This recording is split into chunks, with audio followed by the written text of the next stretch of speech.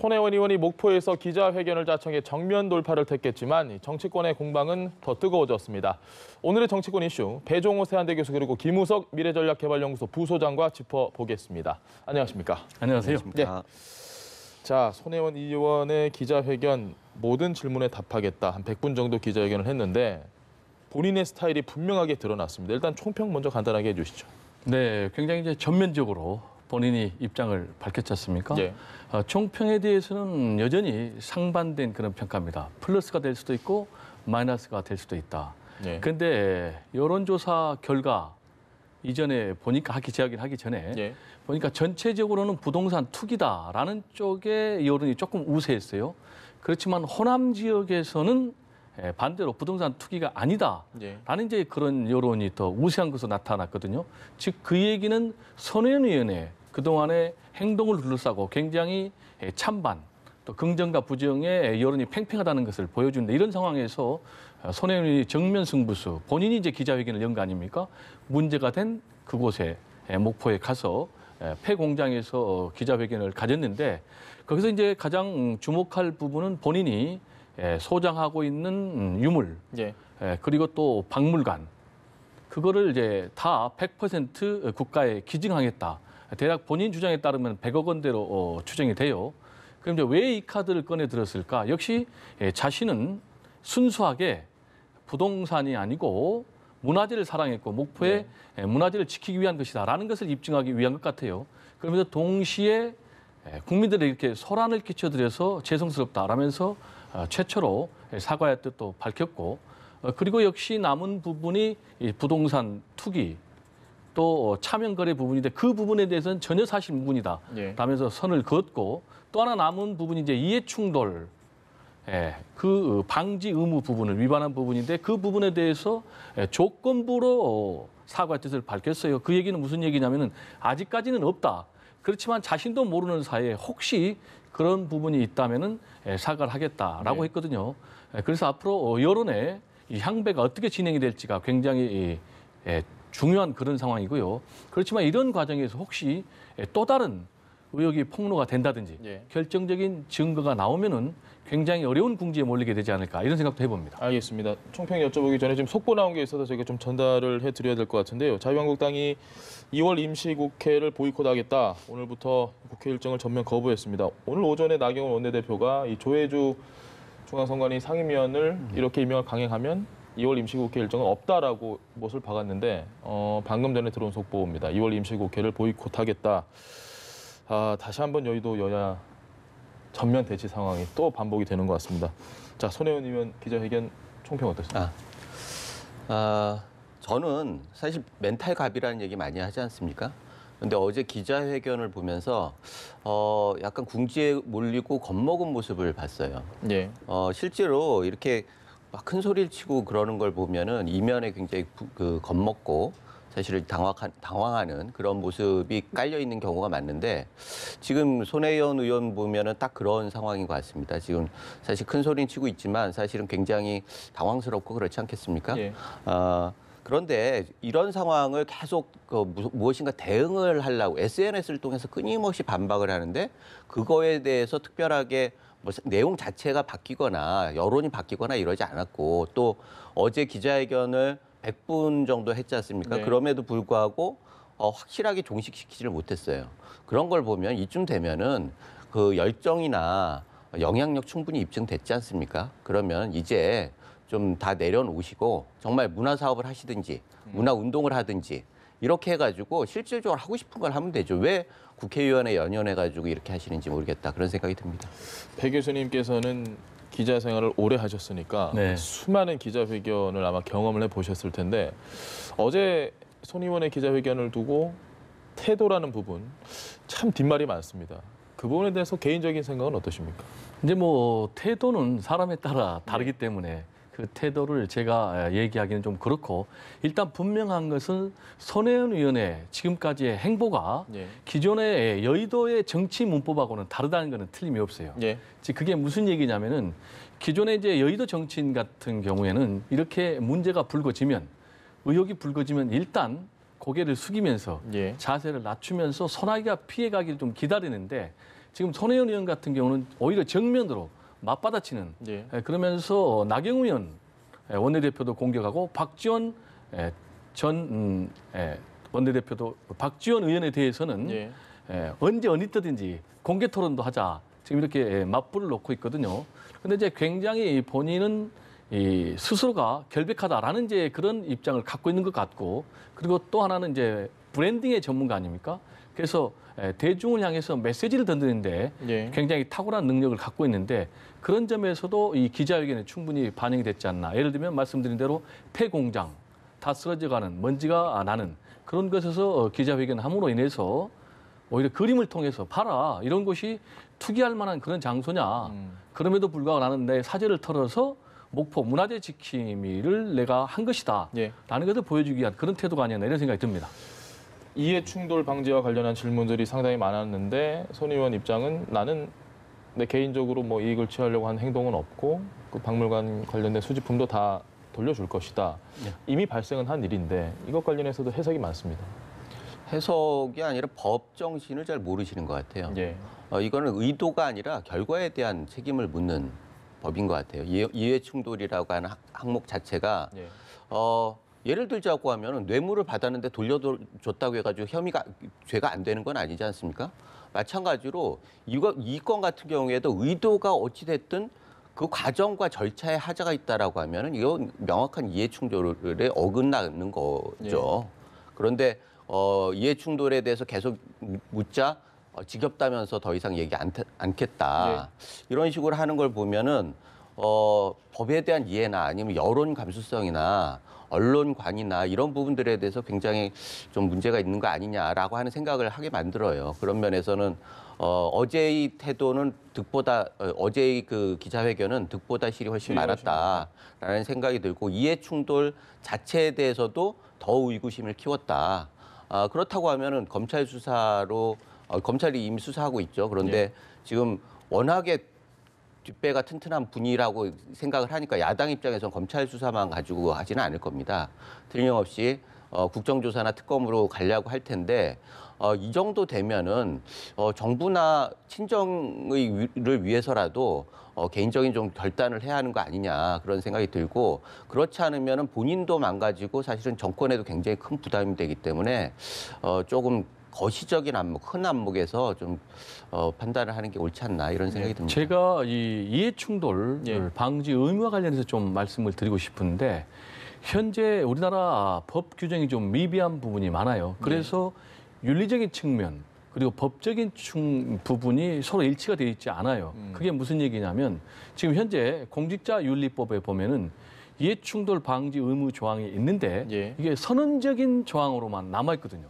그래서 안 지켰을 경우에는 어떻게 할 것인가라는 처벌 규정이 빠져 있거든요. 그리고 아시는 것처럼 김영란법, 부정청탁 방지법에도 원래는 부정청탁 금지와 이해충돌 방지 의무 이 두 가지가 쌍축이었는데 이게 국회 심의 과정에서 이해충돌 방지 의무 이 부분이 지금 빠져버렸어요. 그러니까 반쪽짜리 절름발이 법이거든요. 그러다 보니까 설령 지금 계속해서 이해충돌 방지 의무에 지금 저촉되는 듯한 그런 모습들이 손혜원 의원이 있다 할지라도 이게 과연 법적으로 문제가 되느냐는 또 별개의 문제가 되거든요. 그래서 차제에 아예 이해충돌 방지 의무법을 제정을 하든지 아니면 국회 공직자윤리법에 처벌 조항을 넣든지 또는 김영란법을 좀 보완을 하든지 개정을 하든지 이런 부분에 좀 조치가 필요하지 않나 이런 생각이 듭니다. 자유한국당에서는 배지단 최순실, 배지가 정확한 발음인지 모르겠습니다만 그렇게 이야기를 했는데, 국정농단 당시의 최순실과 지금 손혜원 의원을 비교한다? 적절한 비유라고 보십니까? 처음에는 좀 무리다 그런 생각이 들었는데, 지금 저도 이 사건을 계속 추적하다 보니까 어느 순간부터 너무 전방위적이고 많은 의혹들이 제기되고 거기에 대해서 충분히 설명이 안 되고 이런 과정을 보면서 최순실 게이트 때의 상황하고 굉장히 유사하게 가고 있는 거예요. 최순실 게이트 같은 경우에는 정권의 그 중후반에 터졌는데 지금은 3년 차, 2년 말에 나왔단 말이에요. 그렇다고 하면 일정 정도 버틸 수 있을지 몰라도 여전히 정권은 진짜 큰 부담이죠.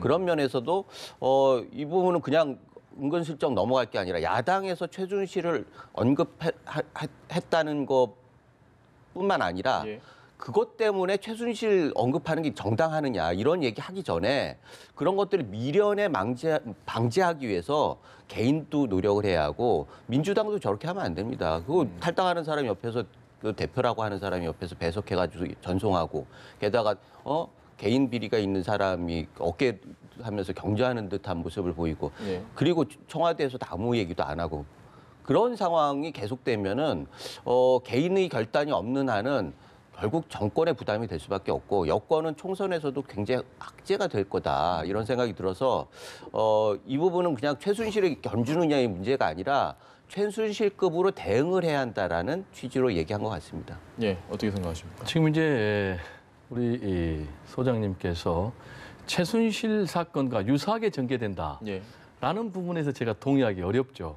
왜냐하면 구체적인 지금 근거가 없기 때문에 그래서 정권의 부담이 된다라고 얘기를 했는데 이것이 현재 여권의 호재는 아니고 악재임에는 틀림이 없죠. 그렇지만은 아무런 근거 없이 최순실 게이트다라고 몰아가는 것은 제가 볼 때는 한국당 특히 이제 정치 공세라고 저는 보고요. 그런데 배지단 최순실이다. 라고 얘기를 하면은 연상되는 이미지 효과가 최순실이 떠오르지 제가 볼 때는 손혜원이 떠오르지는 않을 것 같아요. 왜냐하면 배지단 최순실, 그럼 남아있는 게 최순실이잖아요. 그럼 최순실이 연상되면 결국은 박근혜가 연상되면은 과거에 한국당 전신이 생각나는 그렇기 때문에 결코 이게 한국당에 유리한 정치 공세인지는 모르겠어요.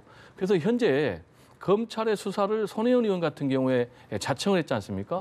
그리고 또 한국당도 고발을 했지 않습니까? 그래서 제가 볼 때는 한국당이 지금 국정조사를 요구하고 또 특검을 계속 주장을 하고 있는데 일단은 너무나 그렇게 지나치게 이렇게 권력형 게이트로 심지어는 최순실까지 거론하면서 몰아가면은 무리한 정치 공세라는 역풍도 맞을 수 있기 때문에 일단 검찰 수사를 지켜보고 그게 뭔가 부족한 부분이 있다라면 그때 국정조사도 요구하고 또 특검도 요구하는 것이 더 사례에 맞지 않아 이런 생각이 좀 듭니다. 알겠습니다.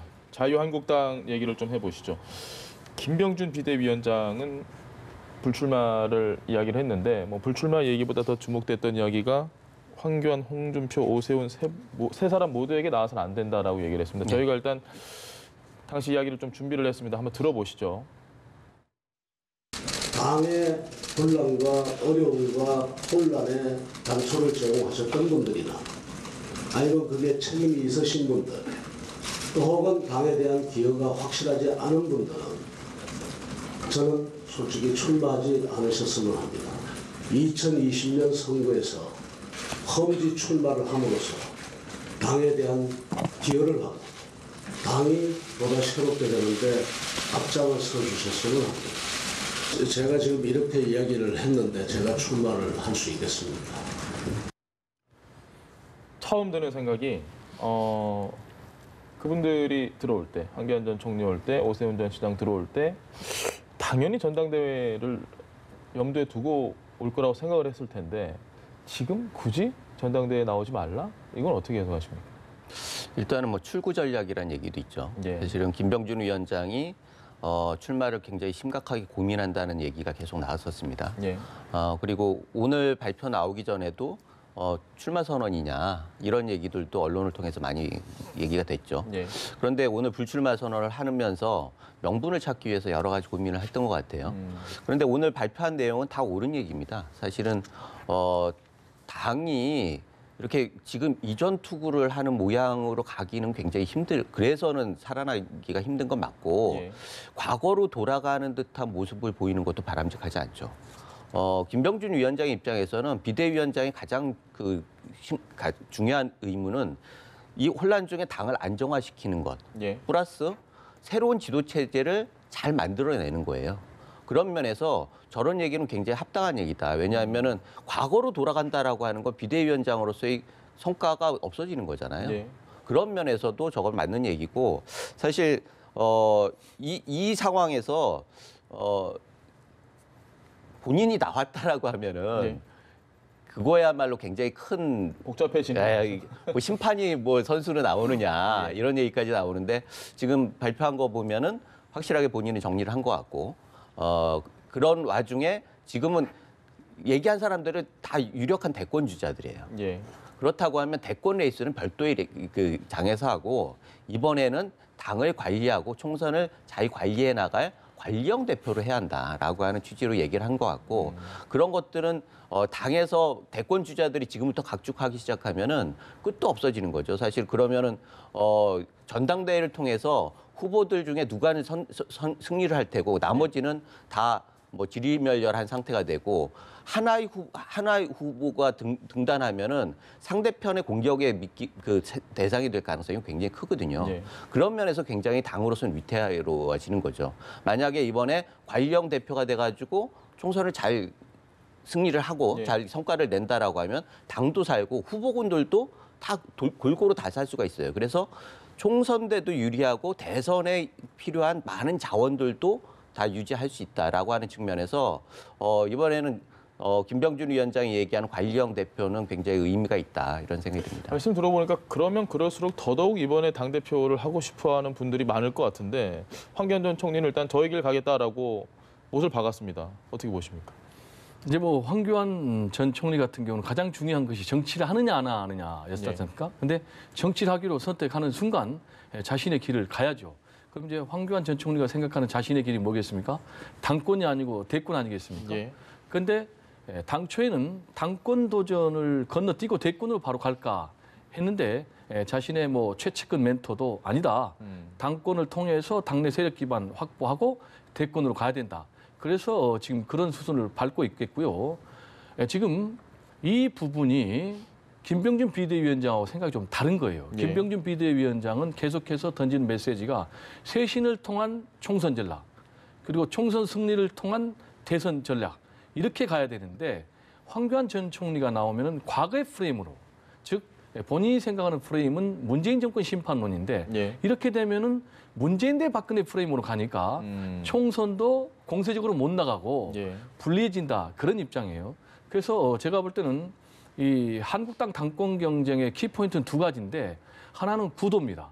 과연 다자 대결 구도 또는 황교안, 오세훈, 홍준표 3자 대결 구도로 갈 것인지 아니면은 양자 대결 구도로 갈 것인지에 따라서 저는 결론이 달라진다고 보는데 다자 대결 구도나 3자 대결 구도로 가면은 황교안 전 총리가 굉장히 우세한 상황이다. 그래서 지금 홍준표 전 대표 같은 경우에 지금 TK 후보 단일화를 꿈꾸고 있거든요. 즉 이 얘기는 뭐냐면 TK 후보 단일화를 통해서 황교안 전 총리의 세력 확장을 차단을 하고 더 나아가서 여기에 김무성 또 오세훈까지 해서 후보 단일화를 해서 양자 대결을 해서 승리로 가겠다라는 것이 이제 하나 있고요. 그래서 이 구도가 어떻게 잡히느냐가 굉장히 중요하고 또 하나는 이제 프레임입니다. 지금 김병준 비대위원장이 얘기하는 과거로 갈 것이냐, 미래로 갈 것이냐, 도로박근혜당으로 갈 것이냐, 새로운 개혁 보수로 나올 것이냐, 이 프레임, 이 두 가지가 맞물려서 만약에 양자 대결 구도로 가면은 정말 결과를 예측하기 어려운 그런 박빙의 대결 구도가 펼쳐지지 않을까 저는 이렇게 전망을 해봅니다. 알겠습니다. 오늘은 시간 관계상 두 분 말씀 여기까지만 드려야 될 것 같습니다. 지금까지 배종호 교수 그리고 김우석 부소장 말씀 나눠봤습니다. 고맙습니다. 네, 감사합니다. 예.